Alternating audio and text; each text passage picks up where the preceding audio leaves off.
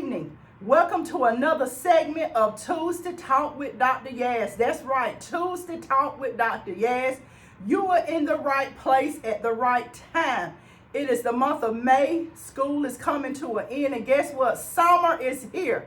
Summer is here, and it is hot, hot, hot. So be sure to take care of yourselves while you are out there in that hot weather. I know I am, drinking plenty of water, plenty of fluids, and putting on my flip-flops. I love to wear flip-flops. But welcome again to Tuesday Talk with Dr. Yaz. We're so excited to be here today. Be sure to like the video and share the video. Tonight's topic is simply Male Principles, A Touch of Class, Part 2. This is a segment I did actually last year, and I'm doing another segment, just really featuring and highlighting male African-American principals in the Middle Georgia area. So we're so excited again for you to tune in with us on this evening. We are coming live from Dublin Middle School. That's right, Dublin Middle School, Lawrence County, Dublin, Georgia, home of the Fighting Irish. My mom is a native of Dublin, so Dublin, I'm connected to Dublin. I no longer live in Dublin, but I lived in Dublin for a very, very long time, very familiar with the great things that happens in the community and with the school system. But I am just grateful to be here tonight, this evening, with none other than Dr. Willie Batts. He is the principal of Dublin Middle School. How you doing, Dr. Batts? I'm doing wonderful, Dr. Yaz. So glad to have you here tonight, and so glad that you are allowing me to just come here to Dublin Middle School, home of the Fighting Irish, to record this segment. Now, again, our topic is Male Principles, A Touch of Class, Part 2. I'm going to share some statistics about principals. I'm going to go through Dr. Batts. Dr. Batts, my mind has left me. We're going to go through Dr. Batts' intro. I'm going to read some statistics, and we're going to get started with our segment on tonight. According to the Bureau of Labor Statistics 2022, there are over 43,625 school principals currently employed in the United States. That's a lot of principals. 54.4% of all school principals are women, while 44.6% are men. The average age of an employed school principal is 46 years old. Reverend Dr. Willie Batts Jr. Reverend Dr. Willie Lee Batts Jr. is from Louisville, Georgia, where he attended the Jefferson County Public Schools. He played college football at Middle Georgia College and Fort Valley State University. He has earned a master's degree in special education and health, physical education, specialist degree in educational leadership, and a doctorate of educational leadership.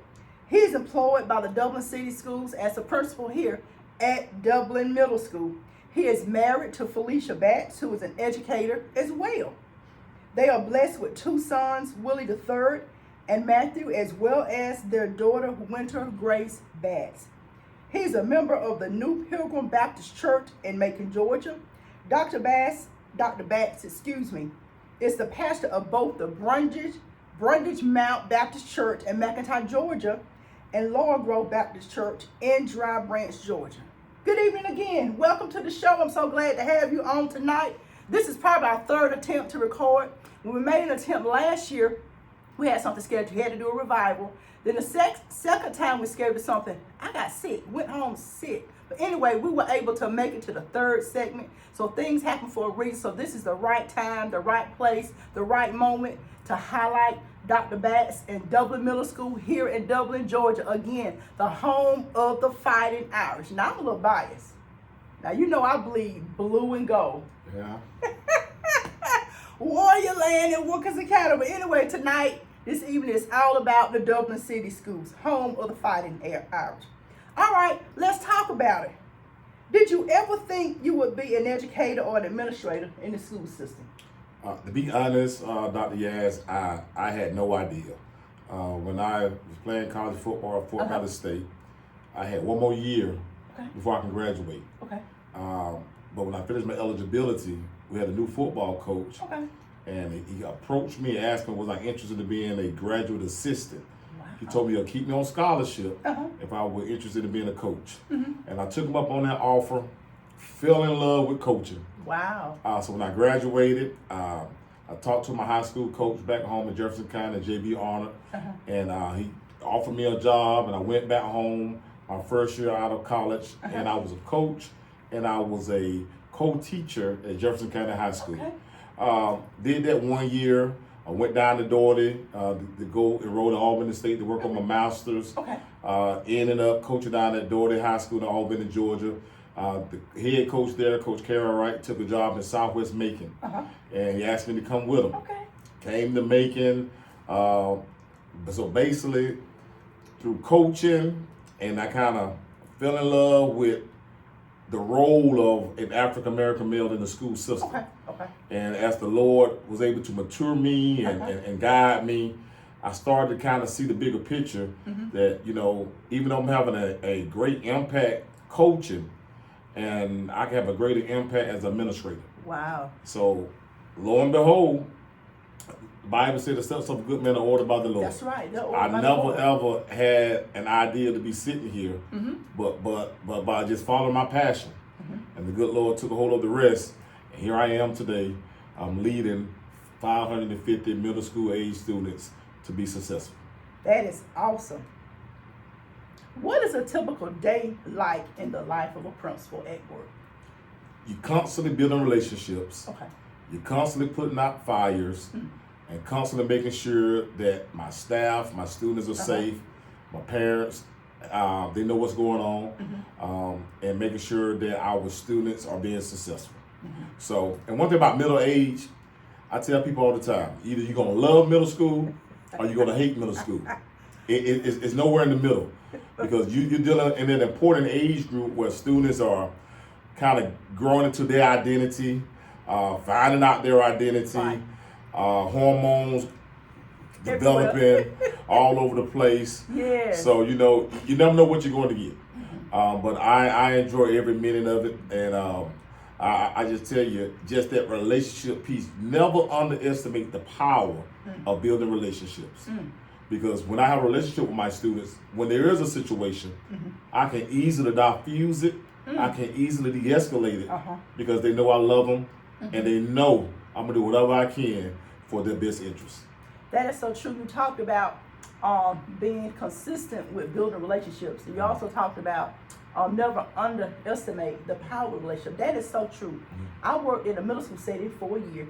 I've been in a high school setting for probably the past 17 years. And building a relationship is of the essence.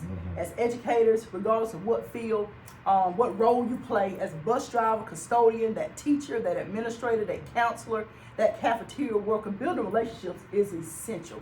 And that's something that the students need. That's right. The students need that relationship, not only the students, but the parents. That's right. How do you balance a high demanding job, family, and relax? Because in your intro, you're a pastor. That's right. So how? Talk about it. Oh boy, you know, I'm getting old now. Getting old, we get younger. Well, we get younger. Well, the younger I get, you know, I'm starting to see though, but I have to be intentional. Intentional. I like that. About making sure I have that balance. And one thing about it, you know, my children, I'm a family man.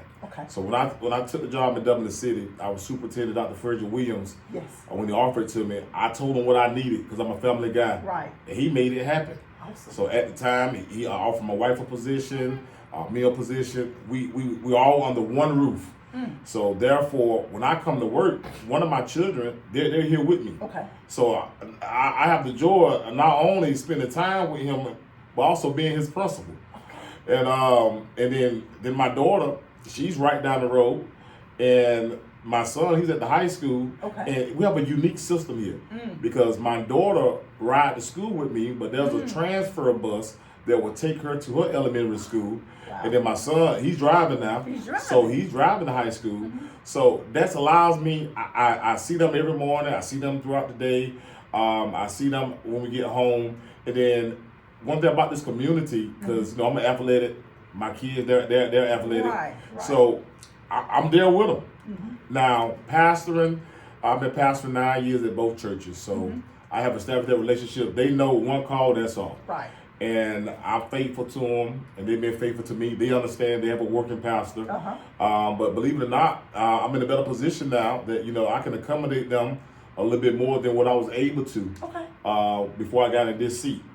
And then when it comes to myself, I just really got my fishing fever back again throughout the pandemic.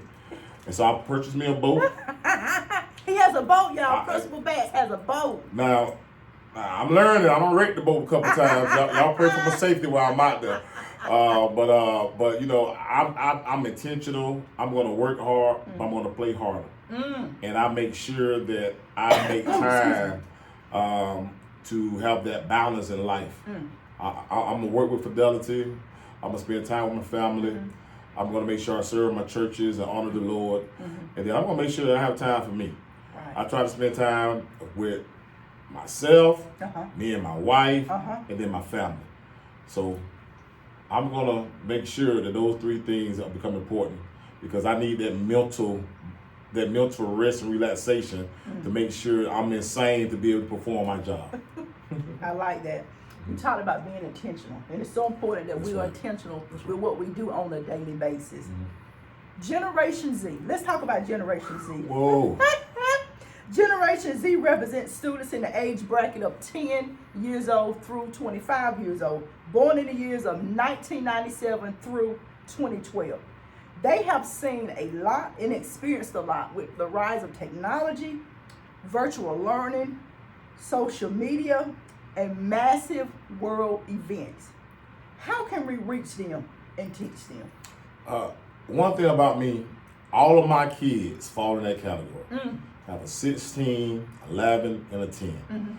And I must say, so they are a technology, video game, social media, smart TV watching group of children.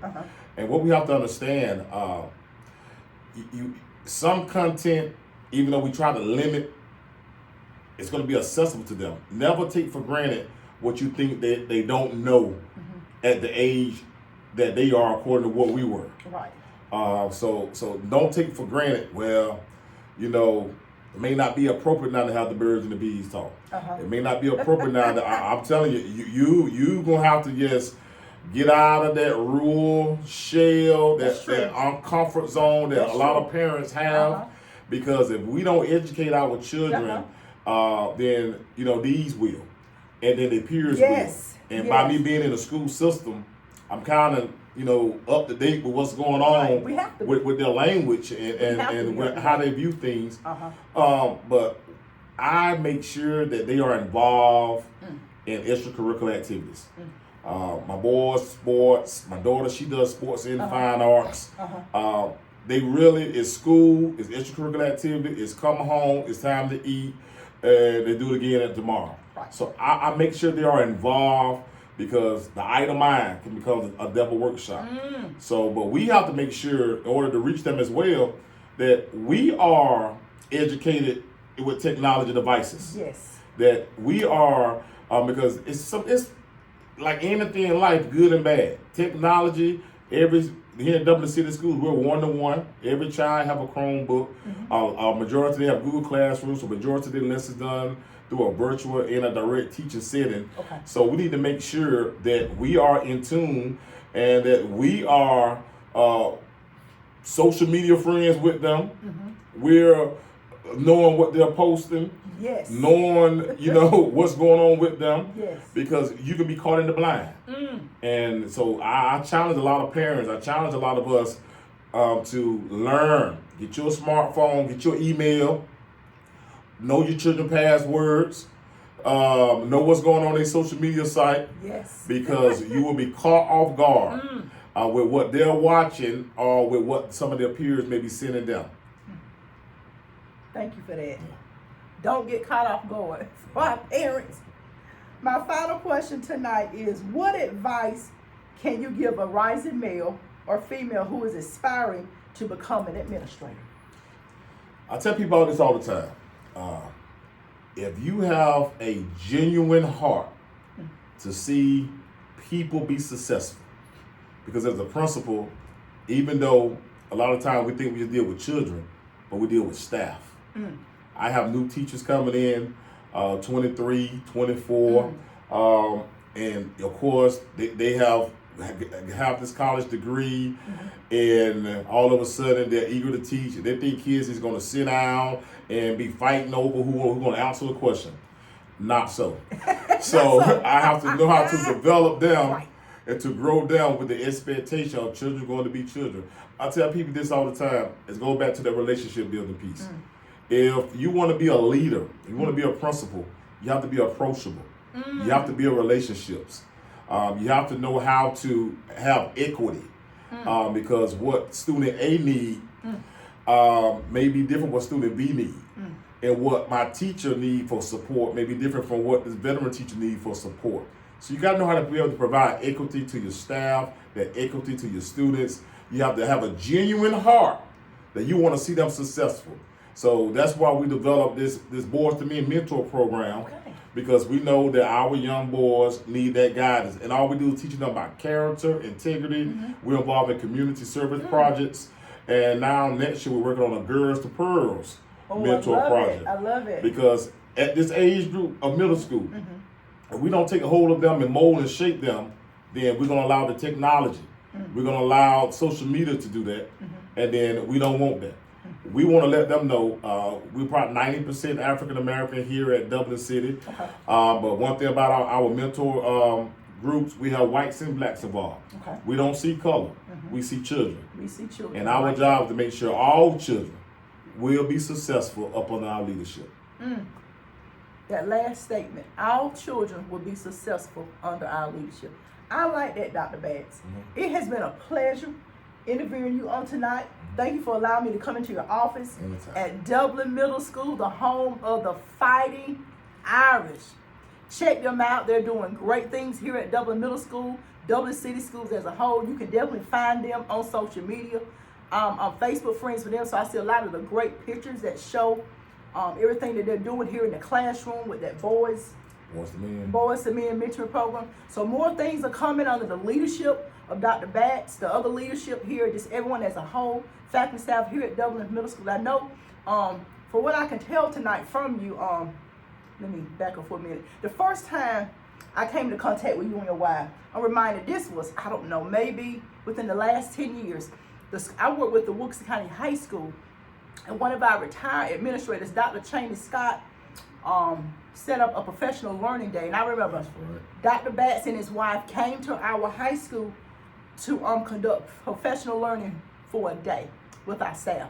And I went in and sat on a session, and I was so impressed with Dr. Batts and Mrs. Batts. And I knew then, I said, this is a power couple. I said, they're going. And I think you were pastoring there. I had just started pastoring. You had just started pastoring at Brundage Mountain. At Brundage Mountain Baptist Church.